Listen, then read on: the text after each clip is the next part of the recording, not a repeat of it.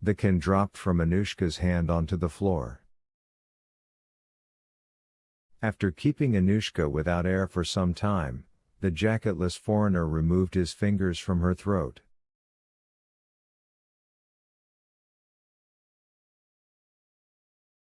Gulping air, Anushka smiled.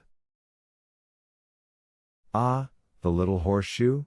she said. "This very second." "So it's your little horseshoe? And I see it lying there in a napkin. I pick it up so that no one takes it, and then just try finding it."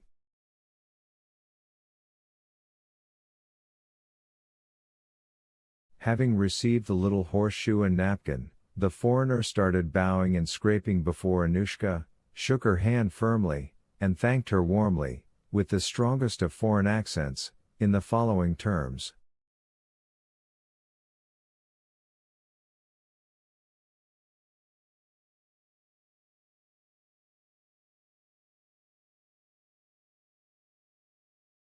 "I am deeply grateful to you, ma'am. This little horseshoe is dear to me as a memento. And, for having preserved it, allow me to give you 200 rubles. And he took the money from his waistcoat pocket at once and handed it to Anushka.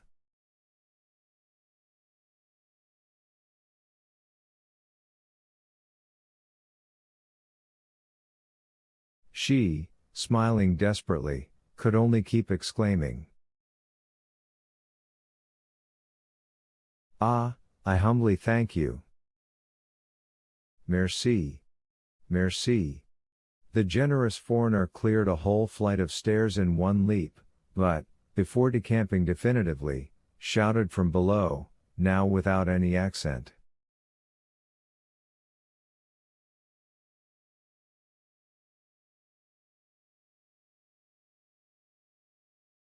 "You old witch, if you ever pick up somebody else's stuff again, take it to the police, don't hide it in your bosom."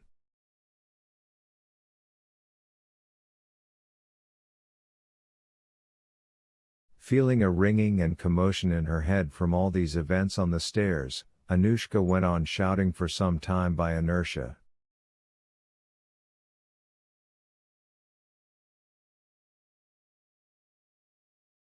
"Merci. Merci.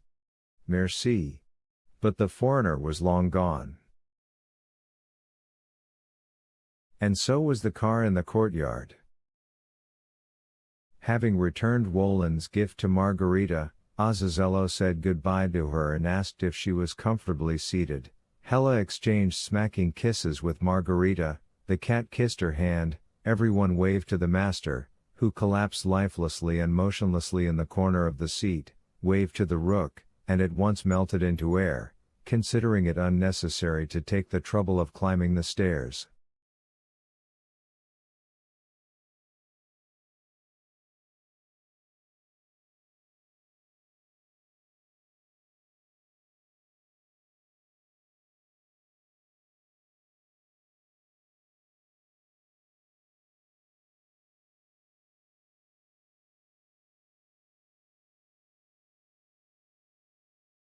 The rook turned the lights on and rolled out through the gates, past the man lying dead asleep under the archway.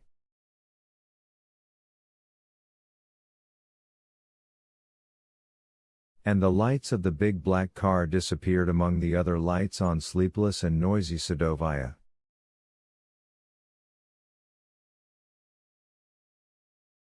An hour later, in the basement of the small house in the lane off the Arbat, in the front room, where everything was the same as it had been before that terrible autumn night last year, at the table covered with a velvet tablecloth, under the shaded lamp, near which stood a little vase of lilies of the valley, Margarita sat and wept quietly from the shock she had experienced and from happiness.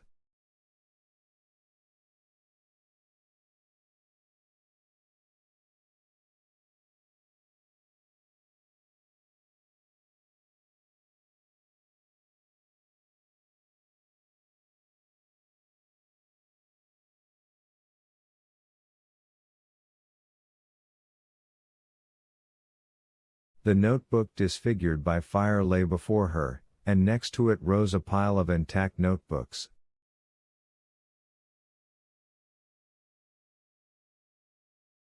The little house was silent. On a sofa in the small adjoining room, covered with the hospital robe, the master lay in a deep sleep.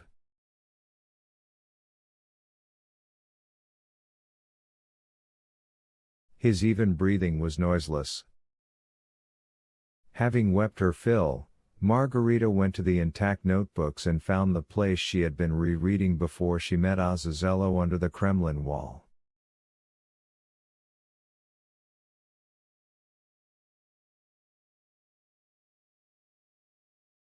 Margarita did not want to sleep. She caressed the manuscript tenderly, as one caresses a favorite cat, and kept turning it in her hands, examining it from all sides, now pausing at the tied page, now opening to the end.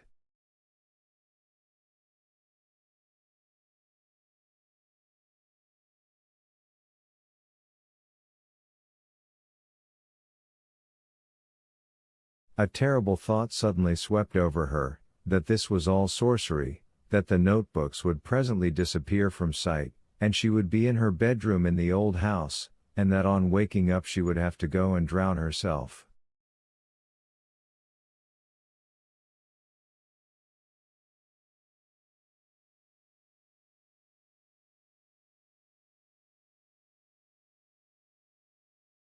But this was her last terrible thought, an echo of the long suffering she had lived through. Nothing disappeared, the all-powerful Woland really was all-powerful, and as long as she liked, even till dawn itself, Margarita could rustle the pages of the notebooks, gaze at them, kiss them, and read over the words.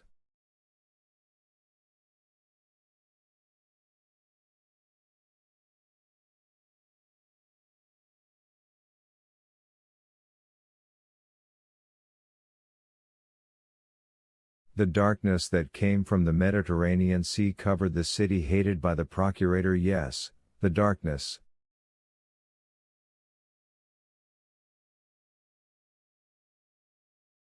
Chapter 25. How the procurator tried to save Judas of Kiriath. The darkness that came from the Mediterranean Sea covered the city hated by the procurator.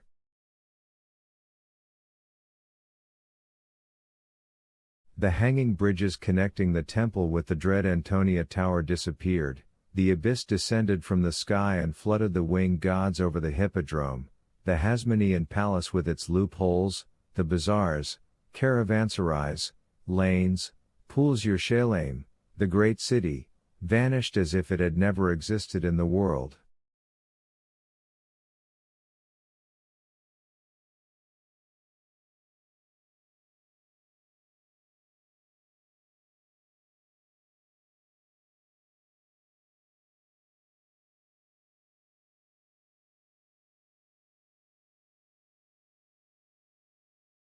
Everything was devoured by the darkness, which frightened every living thing in Yerushalayim and round about.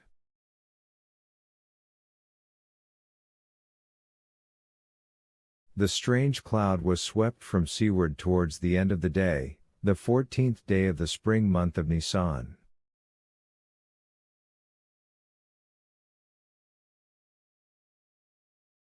It was already heaving its belly over Bald Skull, where the executioners hastily stabbed the condemned men. It heaved itself over the temple of Yerushalayim, crept in smoky streams down the temple hill, and flooded the lower city.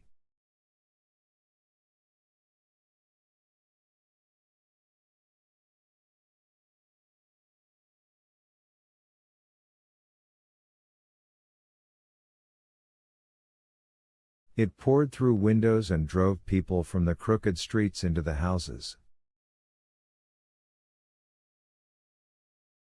It was in no hurry to yield up its moisture and gave off only light. Each time the black smoky brew was ripped by fire, the great bulk of the temple with its glittering scaly roof flew up out of the pitch darkness.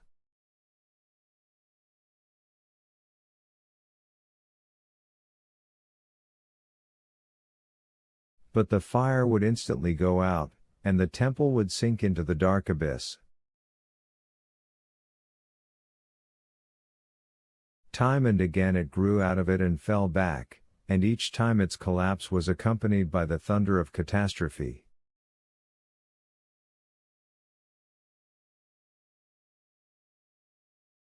Other tremulous glimmers called out of the abyss the palace of Herod the Great, standing opposite the temple on the western hill, and its dread, eyeless golden statues flew up into the black sky, stretching their arms out to it.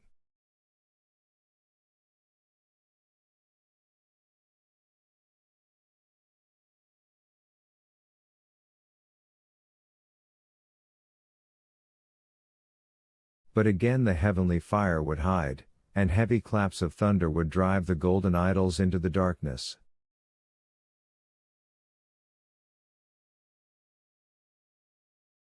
The downpour burst unexpectedly, and then the storm turned into a hurricane. In the very place where the procurator and the high priest had had their talk around noon, by the marble bench in the garden, with the sound of a cannon shot, a cypress snapped like a reed.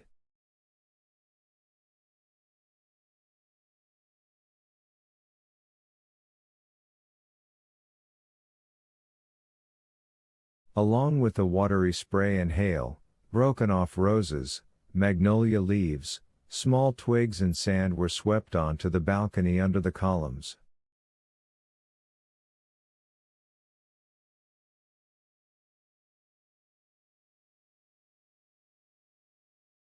The hurricane racked the garden. At that time there was only one man under the columns, and that man was the procurator. Now he was not sitting in the chair but lying on a couch by a small, low table set with food and jugs of wine.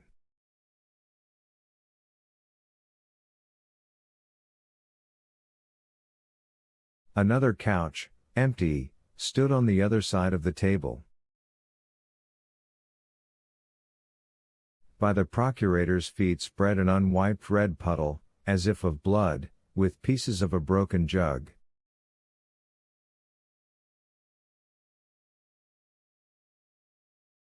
The servant who was setting the table for the procurator before the storm became disconcerted for some reason under his gaze, grew alarmed at having displeased him in some way, and the procurator, getting angry with him, smashed the jug on the mosaic floor, saying,